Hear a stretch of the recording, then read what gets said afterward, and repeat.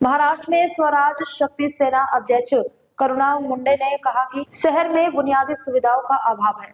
उन्होंने आरोप लगाया कि उम्मीदवारों पर पैसे और दबाव से नाम वापस लेने की कोशिशें हो रही हैं। फिर भी 13 प्रत्याशी चुनाव मैदान में डटे हैं। जळगाव मध्ये खूप गरज आहे परिवर्तनाची, क्योंकि चार सत्ताधारी पक्षाचे मंत्री असताना खंबे सुद्धा नाहीये आणि तारों का पूरा आसमान में जंजाल पसरलेला आहे आणि रस्ते, नाली, बिजली, पाणी, लोकांची जे बेसिक सुविधा आहे ते पण लोकांना भेटत नाही। पूर्ण जळगाव जिल्हा पूर्ण जळगावचा मी ते केलेला आहे, पूर्ण पाठपुरावा केलेला आहे। सगळीकडे घाण, गंदगी, तुंबलेली नालिया आणि काहीही सुखसुविधा नाहीये। त्याच्यासाठी आज स्वराज्य शक्ती सेनाच्या माध्यमातून 15 उमेदवार उभा केले होते।